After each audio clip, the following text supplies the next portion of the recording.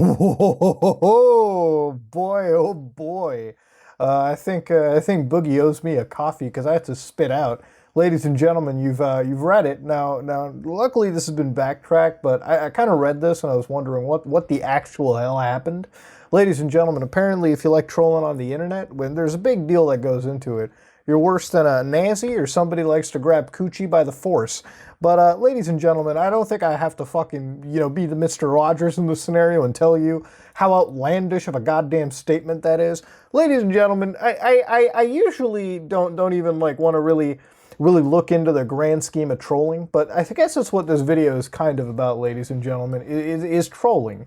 Now, Boogie is one of those people that's been around on this platform super long. Obviously, we know this. He's a pretty big guy, no pun intended. The guy knows how to get around. He's got the contacts, and regardless of what you want to talk about with his channel health or whatever, that's a whole separate story. The guy can get into a lot of E3 events and whatnot, so evidently the guy has some form of, connection, and you can respect it. He's been an OG on this platform. I remember when my testicles didn't drop, I was seeing the videos that he posted where it was just fat guy, does this, fat guy does that. Boogie's persona, as far as I've ever seen, was always about being the fat guy. And, that's cool if that's your kink, go for it, you know what I mean? But as time has passed on, obviously Boogie has decided to say, hey, maybe it's time to lose the weight. And unfortunately, there's been a lack of fucking will when it comes to that. And you know what, there's a simple way to lose weight, and that's good exercise and good food. And if you ain't willing to put up with that, then I guess weight loss just ain't for you. But this ain't really about it, ladies and gentlemen. See, because of these unkept promises, Boogie has attracted the world of trolling. And the internet trolling is a spectrum, like most things in life. Internet trolling, if you're the harmless, troll on the internet that likes to jab at people, all the power to you. We've all been trolls like that. We've all been toxic fuckers. And I'll be the one to admit it. Yeah, I was a lot toxic back in my old days. I was younger. But when my testicles dropped, so did my toxicity. And I would say that as an adult, I'm probably about, 66% less toxic than I used to be. It still spikes, but it's there. We've all been fucking trolls. We've all done it here and there. We've all goofed and laughed at someone, and we've all been laughed at ourselves. It's the human experience. People do it, especially when you're on a world stage like this. And then you've got the really fucked up trolls that aren't really trolls at all. People who like to swat other people or literally stalk, which can be a crime in certain cases.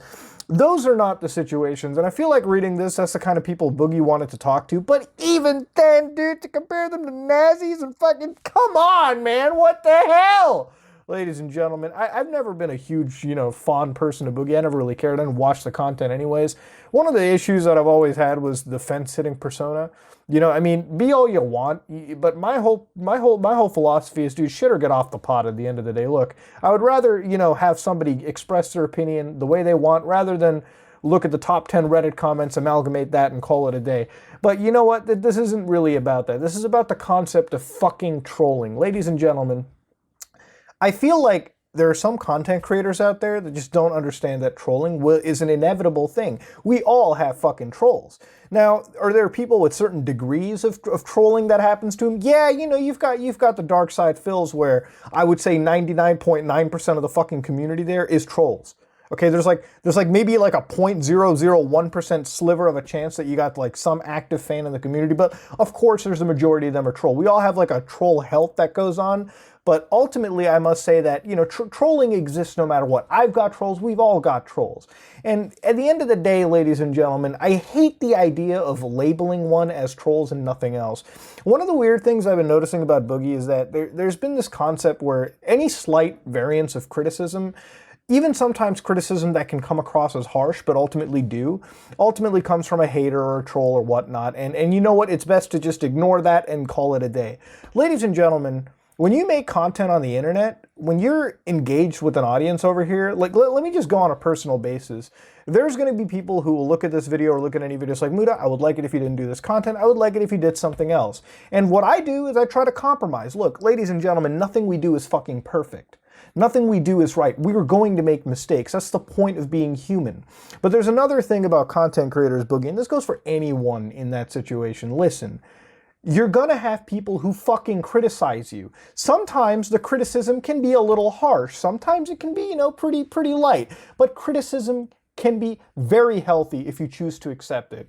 Boogie, I get that life can be difficult. I get that things are tough sometimes. I get, you know, you look too much into the channel metrics. At the end of the day, dude, you got to realize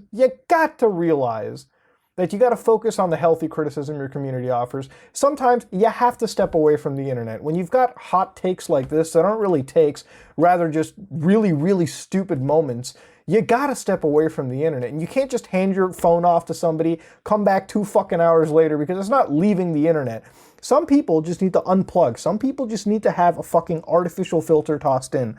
Ladies and gentlemen, this is one of those situations where I read this and I was a little like gobsmacked for what is that even a word? I was just flabbergasted is the proper word to be using over here. Because reading this, I look at a content creator that has been alive for like years on this platform, somebody that's a fucking veteran. And when you get to a point where you're almost becoming, you know, like troll fuel, like a troll fucking beacon, you gotta sit back, relax, take a look at who you are, step away from the internet for a goddamn week, maybe for a month, I don't care. You know, at this point, if you come back, people will come and watch. It's gonna be that case. But you gotta step away from the internet, my guy. You gotta look at things the other way around. There's a lot of people who make videos just hating on the guy or whatever like that, but at the end of the day, I'm one of those people where it's like, hating is a really hard thing to do, but criticisms I can definitely get along with. If any of you all criticize me, I will gladly read those criticisms. I will learn to compromise. That's how things work. That's how you evolve as a person. That's how you get further in life. But having hot takes like this, getting into arguments with viewers, you know, it gets to a point where one just can't look at it and say, it happens once, twice. When it becomes a main thing, when it becomes a main point of concern, when I'm seeing this shit pop up on Reddit all the time, front page, it's not healthy. It's not right, my guy, ladies and gentlemen. Now, I don't need to get this video over like 10 minutes or something, so I'm kind of going to relax, chill, and ultimately ask you the question, what do you think? How do you feel? Ladies and gentlemen, if you like what you saw, please like, comment, and subscribe. Dislike it if you dislike it. This is me, Mutahar, and I am out. One for me and one for my hooker. God, he'll never let that go.